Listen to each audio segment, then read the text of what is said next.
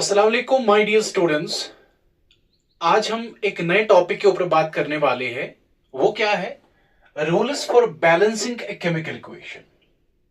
या सिंपली हम ऐसा भी बोल सकते हैं कि वो कौन कौन से स्टेप्स हैं जो हमें तब फॉलो करने पड़ते हैं जब हम किसी भी केमिकल रिएक्शन को बैलेंस करते हैं। Getting it?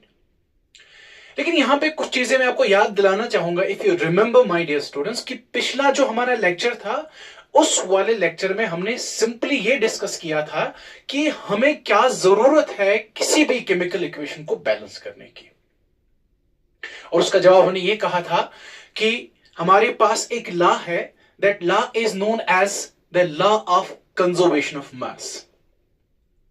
जब तक एक chemical reaction law of conservation of mass को फॉलो नहीं करेगी तब तक हम ये नहीं बोल सकते हैं कि वो केमिकल रिएक्शन बैलेंस्ड है या नहीं है। अगर एक chemical reaction law of conservation of mass को फॉलो करती है then we can say that chemical equation is balanced. तो आज हमें पढ़ना क्या है? आज हमें यह टॉपिक डिस्कस करना है कि वो कौन कौन से स्टेप्स है जिनकी वजह से हम किसी भी एक केमिकल रिएक्शन को बैलेंस कर सकते हैं। But remember my dear students कि यहां पे जो हम स्टेप्स पढ़ने वाले हैं, these steps are not valid for redox reactions. जो हमारे पास रिडॉक्स रिएक्शंस होते हैं तो उनके लिए ये अप्लाई नहीं होगा। उनके लिए हमें अलग मेथड्स है, उनके लिए हमें अलग स्टेप्स है, वो आप आगे पढ़ोगे। लेकिन अभी जो हमारा मकसद है, अभी जो हमारा फोकस है, वो इन रिएक्शंस पे रहेगा जो क्या है, except redox reactions. Except redox reaction जो भी रिएक्शंस है उनके लिए जो हमें स्टेप्स फॉलो करने पड़ेंगे, उनके लिए जो हमें रूल्स फॉलो करने पड़ेंगे, तो वो हम इस लेक्चर में डिस्कस करेंगे। ठीक है? तो सबसे पहला क्या है, यू पीपल नो दैट कि जो हमारे पास कोई भी केमिकल रिएक्शन होती है that has two sides. Every chemical reaction has two sides. One is reactant side and one is product side. ठीक है? लेकिन यहां पे आपको याद क्या रखना है कि जब भी आप केमिकल रिएक्शन को लिखोगे, लेकिन याद रखना, एक चीज याद रखना माय डियर स्टूडेंट्स, अगर आपके पास केमिकल रिएक्शन स्टेटमेंट के तौर पे दी गई है, फॉर एग्जाम्पल स्टेटमेंट दिया हुआ है when magnesium ribbon is burned या heated strongly in presence of oxygen it gives us magnesium oxide। ठीक है? ठीक है? लेकिन यहां पे मेरे बच्चों को यह नहीं पता है कि अभी इस स्टेटमेंट में हम किसको रिएक्टेंट चूज करेंगे और किसको प्रोडक्ट चूज करेंगे। दैट इज वाई अगर आपके पास कोई भी रिएक्शन का स्टेटमेंट दिया हुआ है, you have to convert that statement into the word equation first of all, and then you have to convert that word equation into skeletal chemical equation। या simply आप कह सकते हैं कि हमें वो वर्ड इक्वेशन पहले केमिकल इक्वेशन में कन्वर्ट करनी पड़ेगी और आफ्टर दैट हम बैलेंसिंग स्टार्ट करना शुरू करेंगे। तो इस जिमन में जो हमारा पहला स्टेप है वो क्या है, डिटरमाइन द करेक्ट फॉर्मूला या फॉर्मूले for all the reactants and products in the reaction. जो भी आपके पास रिएक्शन है, जो भी उसमें रिएक्टेंट्स है, जो भी उसमें प्रोडक्ट्स है, उनको क्या करना है, उनकी करेक्ट फॉर्मूले लिखनी है। पहला स्टेप ये है। दूसरा स्टेप क्या है, अब देखो, write the formulae for reactants on the left side and the formulae for the products on the right side with an arrow in between. If two or more reactants or products are involved, separate their formulae with plus sign। देखो मैं समझाने की कोशिश करूंगा। Simply है कि जो आपके पास, you people know that कि जो हमारे पास रिएक्शन होती है बेटा, उसके दो साइड्स होते हैं, रिएक्टेंट साइड, प्रोडक्ट साइड। तो प्रोडक्ट साइड जो हमारे पास रिएक्टेंट्स होंगे वो किस साइड पे लिखने हैं, हमें रिएक्शन के लेफ्ट साइड में, और जो प्रोडक्ट्स है वो कहां पे लिखने हैं, वो हमें लिखने हैं राइट साइड पे। उसके बाद ये बोला गया है यहां पे कि अगर आपके पास ज्यादा रिएक्टेंट्स है, दो से ज्यादा, दो या दो से ज्यादा, तो उन रिएक्टेंट्स के बीच में आपको प्लस साइन लगाना है। ऐसे ही अगर आपके पास प्रोडक्ट्स दो से ज्यादा है तो आप उनके बीच में भी प्लस साइन लगाओगे। Is it clear to you people? मैं दिखाऊंगा यहां पे। फॉर एग्जाम्पल, अगर बेटा आपके पास यहां पे मैं ये रिएक्शन देना चाहूंगा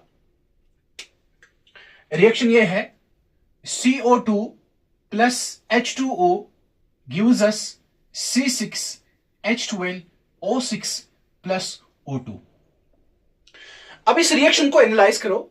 we know that this side is reactant side LHS जिसको हम बोलते हैं, and this side is RHS, यानी कि ये कौन सा साइड है? Right hand side. तो राइट हैंड साइड पे हम किनको दिखाते हैं? प्रोडक्ट्स को। लेफ्ट हैंड साइड पे किनको दिखाते हैं? शाबाश, रिएक्टेंट्स को। तो यही बोला गया है कि आप क्या करोगे, जो भी आपके पास रिएक्टेंट्स होंगे उनको आप लेफ्ट साइड में लिखोगे, जो भी आपके पास प्रोडक्ट्स होंगे उनको आप राइट साइड में लिखोगे। और अगर आपके पास दो या दो से ज्यादा रिएक्टेंट्स है, दो या दो से ज्यादा प्रोडक्ट्स है, तो उनके बीच में आप प्लस प्लस साइन लगाओगे। और एक चीज, रिएक्टेंट्स और प्रोडक्ट्स को आपस में सेपरेट करने के लिए यहां पे हम एक एरो लगाते हैं।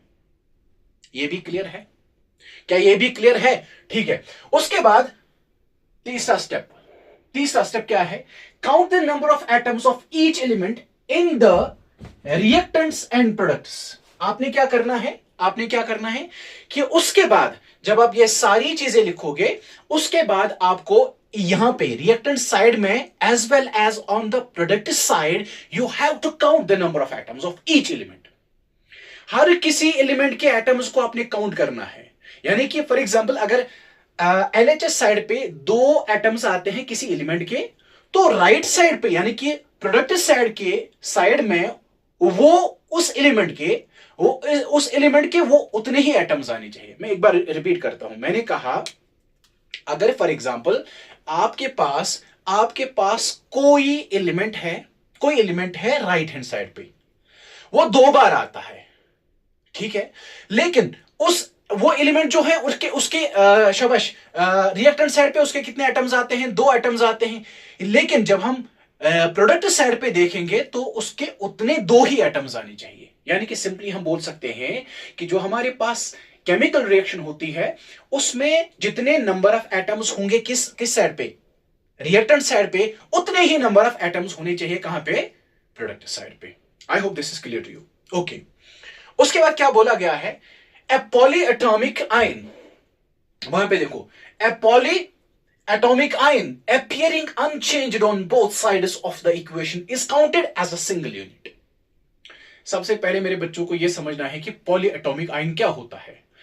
पॉलीएटॉमिक आयन क्या होता है? It's a group of ions, we can say, simply हम बोल सकते हैं कि ग्रुप ऑफ एटम्स होता है। पॉलीएटॉमिक आयन क्या होता है? It's a group of atoms which acts as a single unit. ये एक ग्रुप ऑफ एटम्स होता है जो एक्ट करता है एज ए सिंगल यूनिट, जिसको हम रिएक्शन में क्या रखते हैं? ब्रैकेट्स में रखते हैं।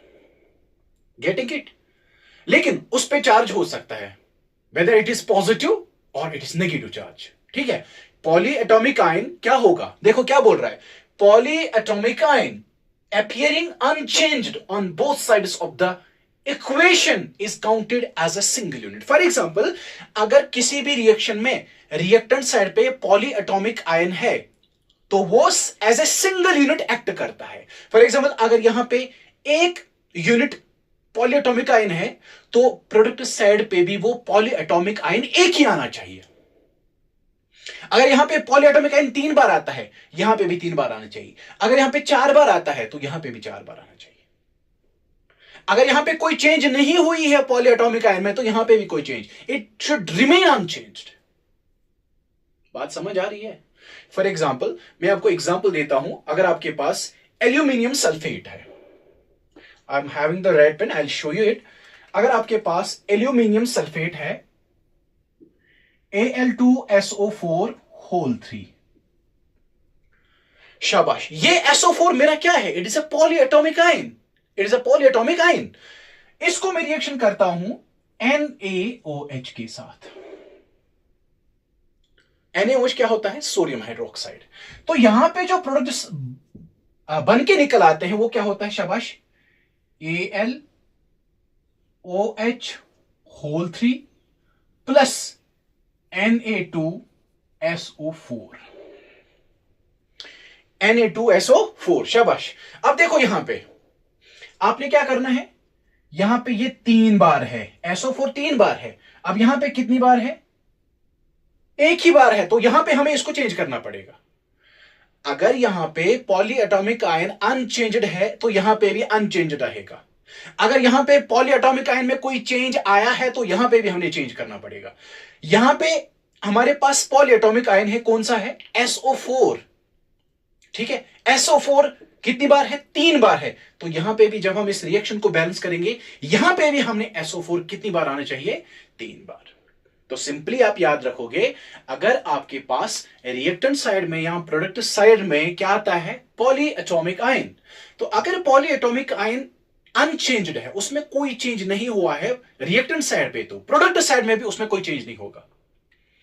अगर रिएक्टेंट साइड में उसमें कोई चेंज आया है तो हमें प्रोडक्ट साइड, अगर रिएक्टेंट साइड में उसमें कोई चेंज आया है, ठीक है, उसमें कोई अल्टरेशन हुआ है, तो यहां पे भी हमें उसको अल्टर करना पड़ेगा। ठीक है, तो यहां पे भी हमने उसको चेंज करना पड़ेगा। ओके, अब एक और स्टेप क्या है हमारे पास? Balance the elements one at a time by using coefficients. देखो ये स्टेप क्या है। अब जब हम इस रिएक्शन को बैलेंस स्टार्ट करना शुरू करेंगे, किसी भी रिएक्शन को जब हम बैलेंस स्टार्ट करना पड़ेगा या जब हम इसको बैलेंस करने की कोशिश करेंगे, एट ए टाइम हमें एक एक एलिमेंट को बैलेंस करना। ये नहीं कि आप एक साथ सारी रिएक्शन को बैलेंस करोगे, आपकी मनमानी नहीं चलेगी। ठीक है, तो यहां पे क्या कह रहा है कि आपने क्या करना है? Balance the elements one at a time by using coefficients. तो एक टाइम पे आप एक एलिमेंट को बैलेंस करने की कोशिश करोगे, और उस एलिमेंट को या जिस कोई भी एलिमेंट हो हमारे पास, जब भी आप किसी एलिमेंट को बैलेंस करने की कोशिश करोगे, what you are going to use? You are going to use the coefficients, या हम सिंपली बोल सकते हैं स्टाइक्योमेट्रिक कोफिशिएंट्स, आपकी मर्जी है। Now what is this coefficient? अब ये कोफिशिएंट क्या होता है? A coefficient is a small whole number that appears in front of a formula in equation. क्या होता है ये कोफिशिएंट या स्टाइक्योमेट्रिक कोफिशिएंट? ये एक ऐसा स्मॉल होल नंबर होता है, ऐसा स्मॉल होल नंबर होता है जो हम किसी भी फॉर्मूला के फ्रंट पे, आगे वाले साइड पे मल्टीपल करते हैं, सो दैट कि हमारा जो हमारी जो रिएक्शन है, हमारे पास जो एलिमेंट्स है वो बराबर आ जाए। किस साइड पे? रिएक्टेंट साइड पे भी और प्रोडक्ट साइड पे भी। या सिंपली हम ऐसे बोल सकते हैं, stoichiometric coefficients are those numbers by means of which we can balance the number of atoms on reactant side as well as on product side. Is it clear to you? I hope this is clear to everyone. उसके बाद क्या करना है? First balance that chemical species which contains maximum number of atoms. जब भी आप किसी chemical reaction को बैलेंस करोगे, उसमें आप वो फॉर्मूला या वो केमिकल स्पीशी को बैलेंस करोगे जिसमें सबसे ज्यादा नंबर ऑफ एटम्स आते हैं। अगर उससे नहीं हुआ, remember this thing, point to be noted, अगर उससे बैलेंस आपकी रिएक्शन उससे बैलेंस नहीं हुई, तो you can opt for that formulae and that chemical species in which there is list number of atoms. ये आपकी मर्जी है। ठीक है, तो क्या कहा हमने?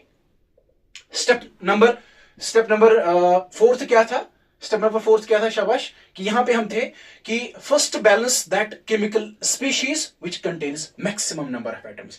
पहले उस केमिकल स्पीशी को बैलेंस करो जिसमें सबसे ज्यादा नंबर ऑफ एटम्स आते हैं। अगर उससे नहीं हुआ तो फिर उस वाले फॉर्मूला को या उस केमिकल स्पीशी को चूज करो जिसमें कम नंबर ऑफ एटम्स आते हैं।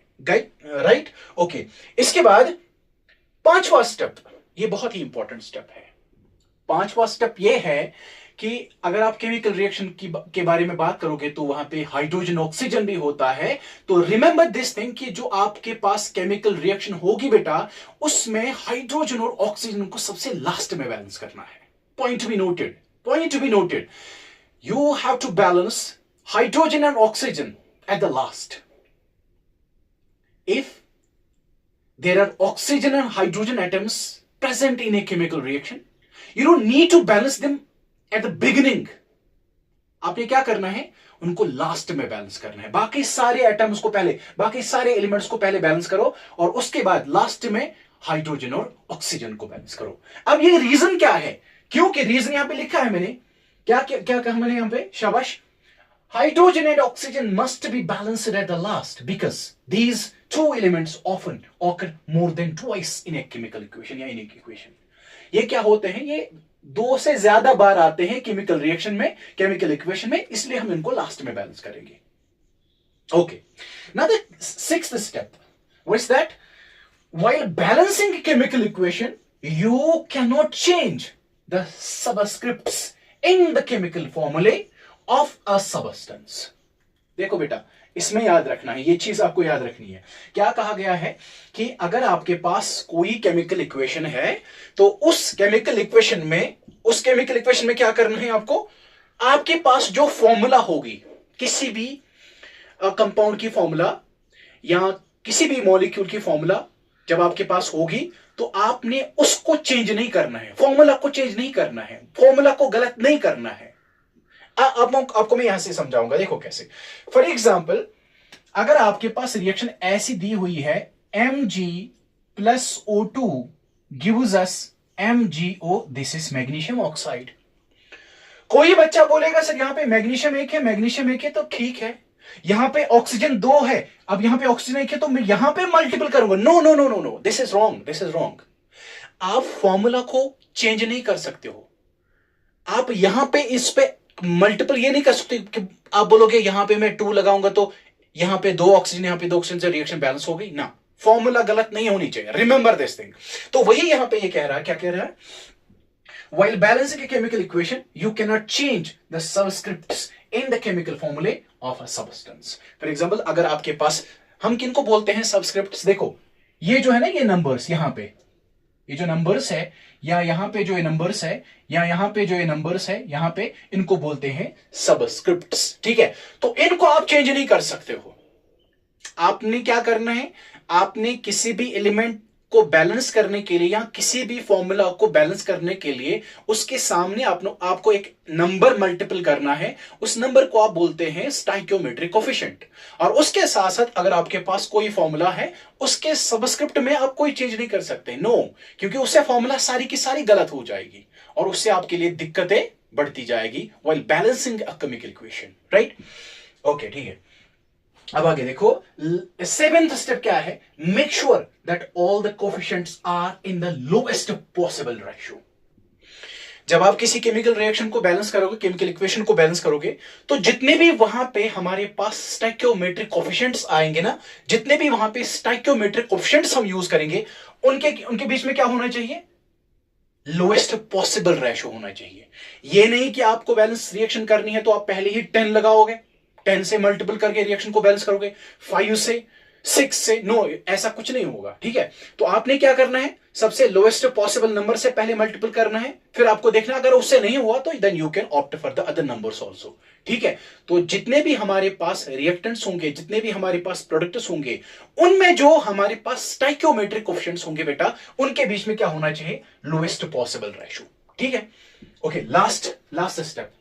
लास्ट स्टेप क्या है? Finally check the correctness of the chemical equation. एक आखिरकार जब आप ये सारे स्टेप्स करोगे, लास्ट में आपने देखना है क्या मेरी आपको चेक करना है। चेक क्या करना है? क्या मेरी केमिकल इक्वेशन बैलेंस हो गई या नहीं हो गई? बात समझ आ रही है? तो इसलिए आपको ये चीजें सारे स्टेप्स, ये सारी चीजें आपको दिमाग में रखनी है while balancing a chemical equation. बात समझ आ रही है? तो आई होप कि आपको ये सारी चीजें क्लियर हुई होगी। तो मैं एक वन शॉट रिवीजन एक बार मैं रिपीट करता हूं सारे स्टेप्स को। देखो बेटा, पहला स्टेप हमने कहा था कि अगर हमारे पास क्या है, मतलब जो हमारे पास केमिकल इक्वेशन होगी, वहां पे हमने रिएक्टेंट्स और प्रोडक्ट्स की करेक्ट फॉर्मूला लिखनी है। फॉर्मूले बोलो, formula is the singular and फॉर्मूले इज अ प्लूरल। उसके बाद क्या करना है? उसके बाद आपने रिएक्टेंट्स को लेफ्ट साइड पे लिखना है, प्रोडक्ट्स को राइट साइड पे लिखना है। ठीक है, उसके बाद अगर आपके पास 2 से ज्यादा रिएक्टेंट्स है या 2 से ज्यादा प्रोडक्ट्स है, तो उनके बीच में प्लस साइन आप यूज करोगे और रिएक्टेंट्स और प्रोडक्ट्स को आपस में सेपरेट करने के लिए आप एक एरो का इस्तेमाल करते हो। Getting it? उसके बाद एक और चीज मैंने बोली कि उसके बाद आप तीसरा स्टेप फॉलो करोगे। उसके बाद आप स्टार्ट करोगे counting the number of atoms of each element. हर किसी एलिमेंट के आप एटम्स को काउंट करोगे लास्ट में। ठीक है, तो जब आप एटम्स को काउंट करोगे, ठीक है, उसके बाद क्या करना है? अगर आपको आपकी केमिकल इक्वेशन में कहीं पे पॉलीएटॉमिक आयन दिखा, now what is polyatomic ion? Polyatomic ion is simply, it's a group of atoms which acts as a single unit. जिसके ऊपर वेदर इट कंटेन्स पॉजिटिव और इट कंटेन्स नेगेटिव चार्ज। ठीक है, अगर आपके पास केमिकल इक्वेशन में poly atomic ion unchanged है, उसमें कोई चेंज नहीं हुआ है रिएक्टेंट साइड में, तो प्रोडक्ट साइड में भी उसमें कोई चेंज नहीं होगा। ठीक है, अगर अब क्या हुआ, अगर अब रिएक्टेंट साइड में उस पॉली एटॉमिक आयन में कोई चेंज आया होगा तो आपने उसको प्रोडक्ट साइड पे भी चेंज करना है। Getting it? उसके बाद एक और स्टेप मैंने कहा था कि जब भी आप किसी फॉर्मूले, किसी कंपाउंड, किसी एलिमेंट को बैलेंस करने की कोशिश करोगे, आप उनके फ्रंट में एक स्टाइक्योमेट्रिक कोएफिशिएंट ऐड करोगे, मल्टीपल करोगे, जिसकी वजह से आप number of atoms on LHS side बराबर कर सकते हो to the number of atoms on the product side. ठीक है, उसके बाद एक और स्टेप है कि हाइड्रोजन और ऑक्सीजन अगर आपकी केमिकल इक्वेशन में प्रेजेंट है तो उनको आप लास्ट में बैलेंस करोगे। लास्ट में क्यों आप बैलेंस करोगे? क्योंकि वो बहुत ज्यादा टाइम्स आते हैं केमिकल इक्वेशन में। शाबाश। उसके बाद जब आप केमिकल इक्वेशन को बैलेंस करोगे तो आपने सबस्क्रिप्ट्स में कोई चेंज नहीं करना है। फॉर एग्जांपल आप बोलोगे यहां पे ये कहा था मैंने कि यहां पे ये 2 बार है, तो आप यहां पे लिखोगे? नहीं, ऐसा कुछ नहीं करना है। सबस्क्रिप्ट्स में कोई चेंज नहीं आना चाहिए, ये याद रखना। ऐसा नहीं कि आपने इसके बदले यहां पे 2 काटा तो यहां पे फ्रंट में मल्टीपल किया, ऐसा नहीं करना है। ठीक है, ओके। उसके बाद क्या कहा मैंने कि उसके बाद मैंने ये कहा कि जो हमारे पास एक केमिकल इक्वेशन में स्टाइक्योमेट्रिक कोएफिशिएंट्स आते हैं, उन स्टाइक्योमेट्रिक कोएफिशिएंट्स के बीच में क्या होना चाहिए? लोएस्ट पॉसिबल रेशियो आना चाहिए। उसके बाद लास्ट स्टेप क्या है? फिर आपने लास्ट में क्या करना है? एक केमिकल इक्वेशन की को चेक करना है वेदर इट इज बैलेंस्ड और नॉट। तो ये आपको स्टेप सारे फॉलो करने हैं। If still you are having any kind of a query in these steps तो यू कैन आस्क मी। तो अब हम क्या करते हैं, अब आप एक काम कीजिए, मैं साइड में हो जाता हूं, आप इन स्टेप्स का स्क्रीनशॉट ले लीजिए और उसके बाद मैं आपको बोलता हूं कि हमें आगे क्या करना है, वो हम अगले वीडियो में डिस्कस करते हैं। ठीक है, तो इसको आप इसका स्क्रीनशॉट ले लो आप जल्दी जल्दी, सो दैट कि it will be very clear to you people, it will be very easy for you people. Okay, I think कि आप सबने स्क्रीनशॉट लिया होगा। तो ये स्टेप्स आपको याद करने हैं, ये स्टेप्स आपको दिमाग में रखने हैं। अब हम एक अगले वीडियो में हम डिस्कस करेंगे कि कौन कौन सा मेथड है एक केमिकल इक्वेशन को बैलेंस करने का। ठीक है, तो मैं आपको बहुत सारे मेथड्स दिखाऊंगा, जिसमें आपकी बुक पे जो, आपकी एनसीईआरटी पे भी जो दिया हुआ है, that's hit and trial method. उसके बाद हम एक और पढ़ेंगे metal, non metal, hydrogen oxygen concept. उसके बाद हम पढ़ेंगे जिसको हम बोलते हैं एल्जेब्रिक मेथड, या आप सिंपली बोलो ABCD मेथड। तो वो सारे स्टेप, सारे मेथड्स हम पढ़ेंगे, एक एक करके हम सारी रिएक्शंस को बैलेंस करेंगे। ठीक है, तो I will teach you each and everything. ठीक है, तो चलो इस वीडियो को आज यहीं पे खत्म करते हैं, क्योंकि बड़ी वीडियो भी नहीं होनी चाहिए, तो इस वीडियो को यहीं पे खत्म करते हैं। तो मिलते हैं एक नए वीडियो के साथ, तब तक के लिए खुदा हाफिज।